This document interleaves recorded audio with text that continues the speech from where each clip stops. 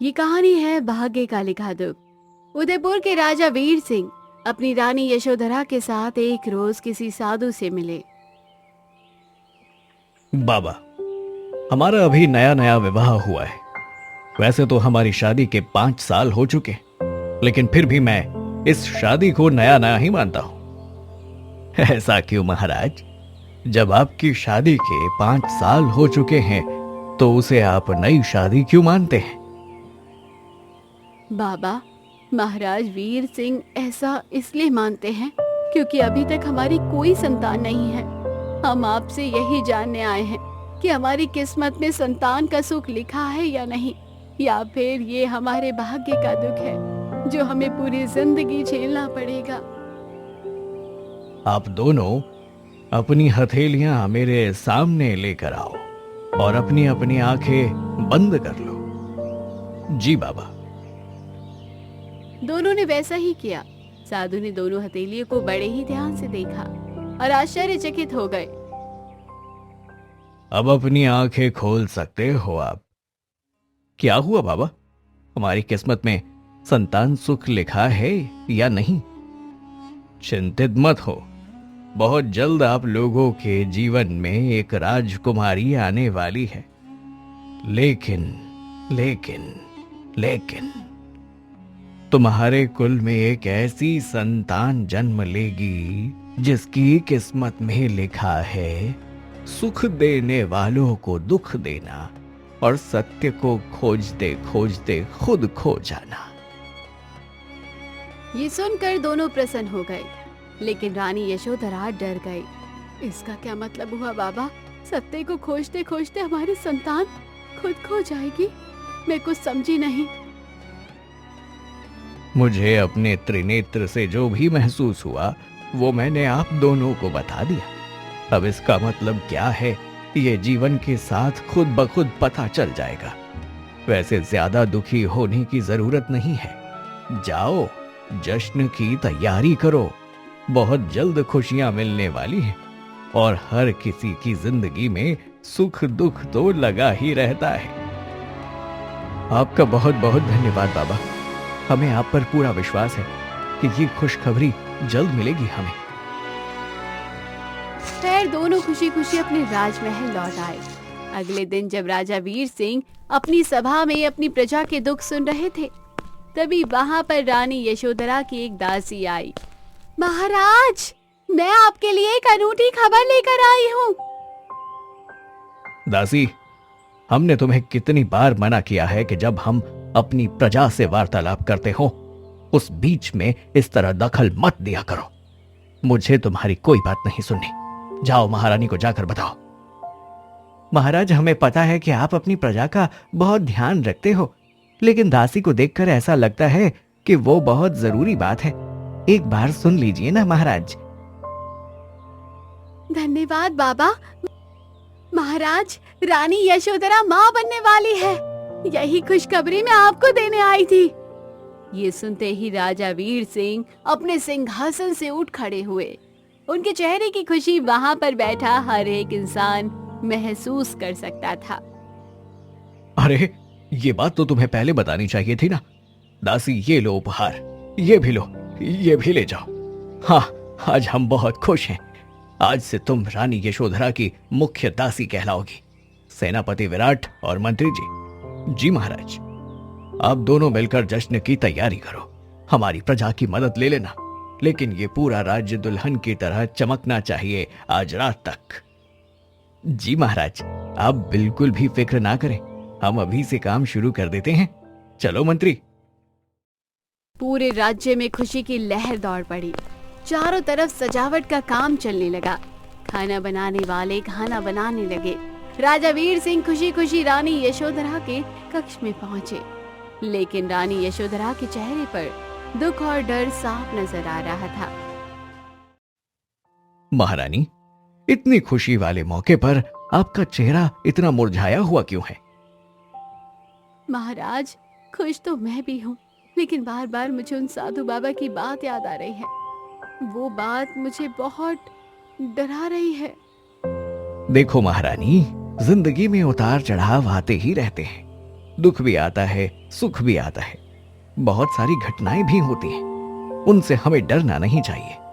आप राजा वीर सिंह की महारानी हैं, आपके चेहरे पर डर अच्छा नहीं लगता। राजा वीर सिंह की बात सुनकर रानी यशोधरा को थोड़ी ताकत मिली। खैर, रात में जश्न मनाया गया।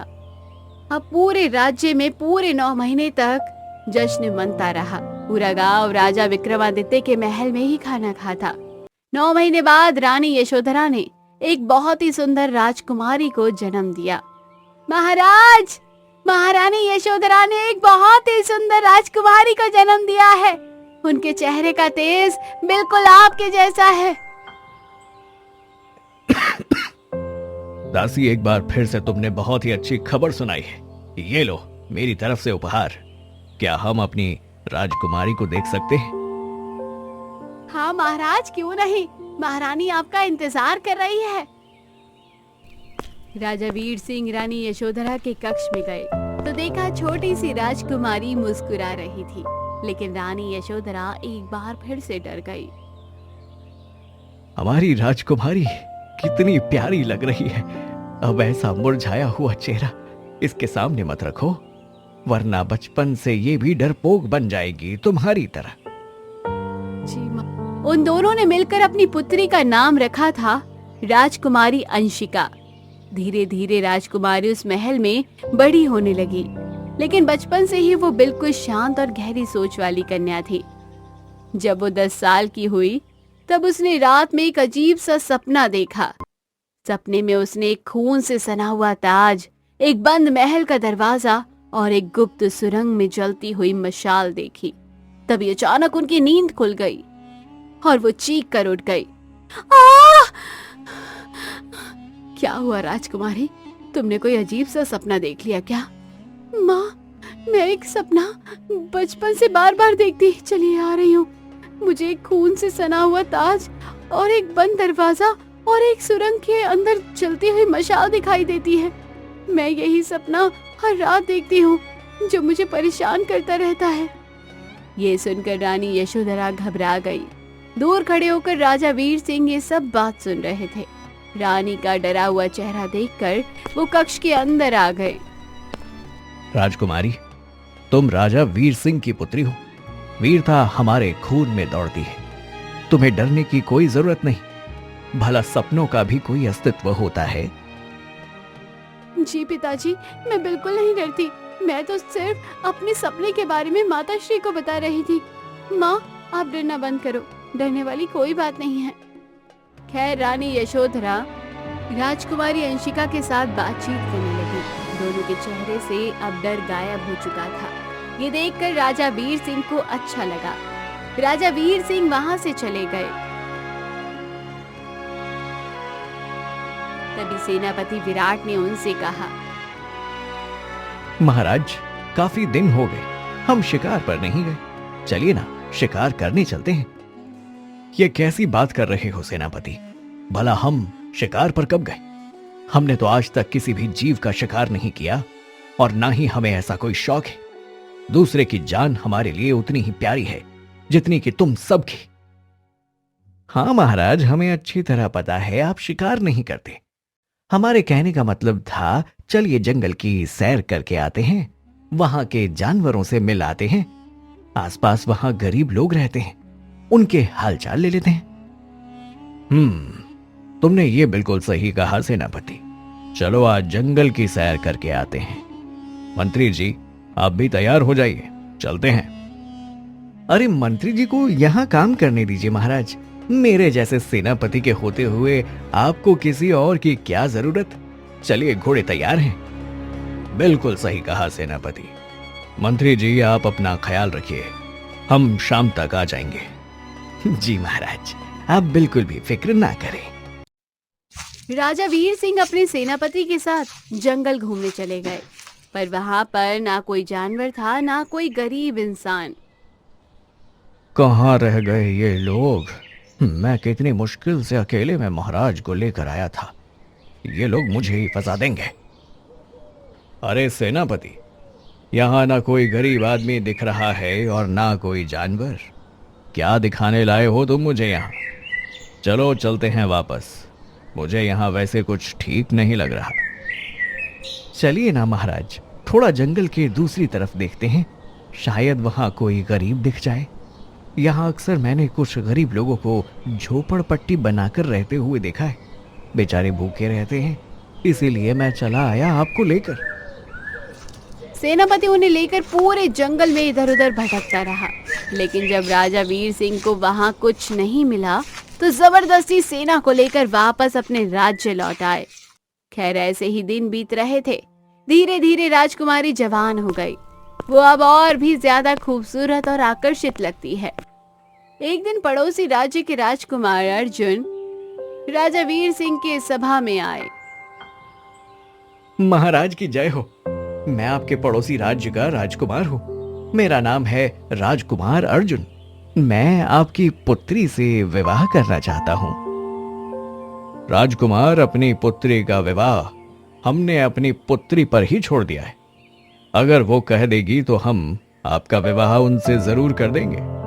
हमारी पुत्री स्वयं इतनी समझदार है कि वो लोगों को अच्छे से पहचान सकती है।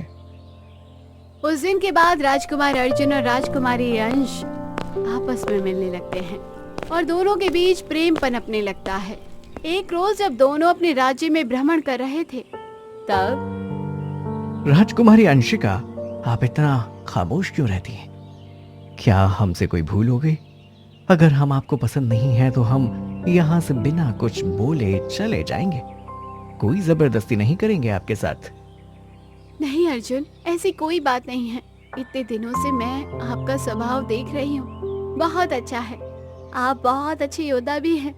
मैं आपके बारे में बहुत सुना है, पर मेरा स्वभाव ही बचपन में ऐसा है, मैं ज्यादा बोलती नहीं हूँ। उन दोनों को खुश देखकर राजा वीर सिंह भी खुश होते हैं और जल्दी उनके विवाह के बारे में भी सोचने लगते हैं। लेकिन एक दिन दासी बहुत ही परेशान होकर राज दरबार में आई। क्या हुआ दासी? इतनी घबराई हुई क्यों?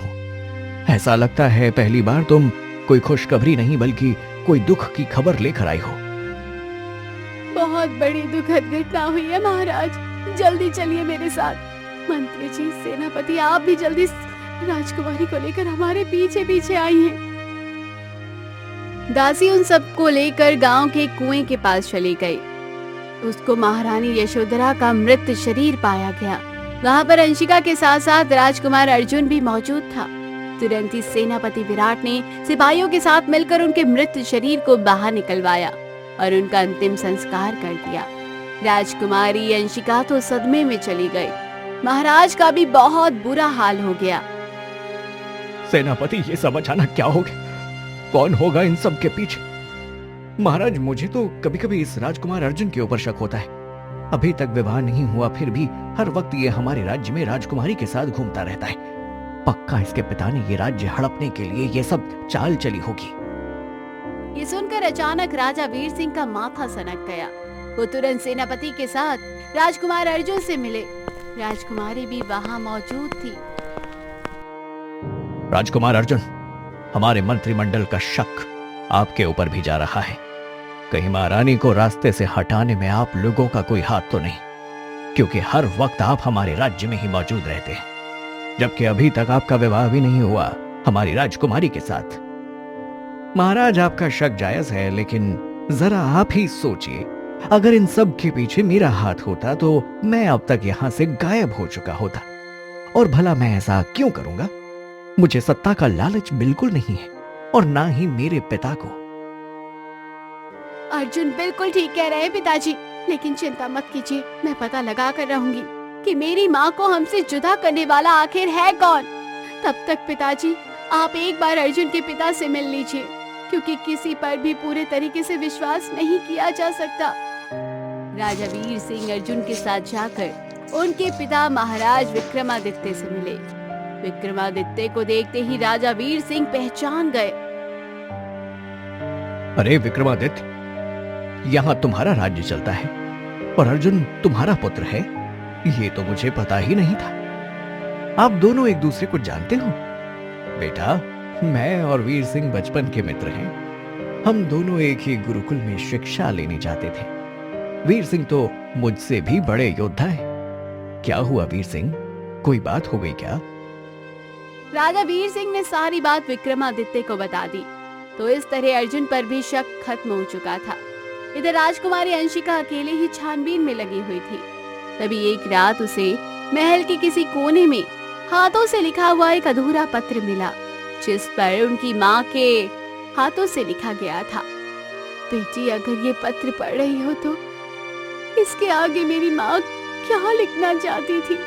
लगता है ये पत्र लिखते वक्त ही मेरी माँ को ऊपर पहुंचा दिया गया होगा, लेकिन मैं पता करके ही रहूंगी कि इन सब के पीछे कौन है। एक रात जब पूरा राज्य सो गया, तब अंशिका अकेले अर्जुन से मिली। राजकुमार, तुम्हें मेरा साथ देना होगा ताकि मैं अपनी माँ को इंसाफ दिला सकूं। क्या तुम मेरा साथ दोगे? हाँ अंशिका, मैं हर कदम पर तुम्हारा साथ दूंगा। अर्जुन, मुझे लगता है कि ये कुआं रहस्य से भरा हुआ है। हमें इस कुएं के अंदर चलना होगा। अर्जुन और अंशिका उस कुएं में कूद गए।